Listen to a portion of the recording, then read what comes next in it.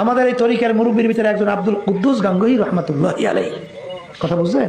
বিষয়টা একটু ব্যাখ্যা করবেন। কি সাক্ষ্য প্রমাণ আছে তোমার কাছে? তার জমানার মধ্যে এক হিন্দু সাধক এমন সাধনা করছে, ইচ্ছা করলে অস্তিত্ব বিলীন হইয়া পানি হয়ে যায়।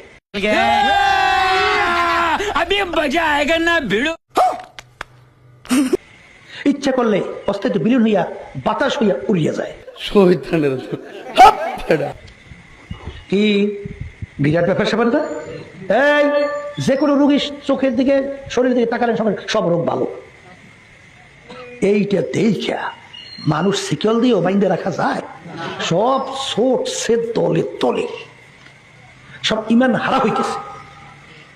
আব্দুল কুদ্দুস গাঙ্গুহি রহমাতুল্লাহি আলাইহি তিনি চিন্তা করলেন, সর্বনাশ, মানুষ তো সব বেঈমান হয়ে যাচ্ছে। তিনি চলে গেছেন ওই সাধকের ওই জায়গায়, যাইয়া দেখে সাধক ওখানে নাই।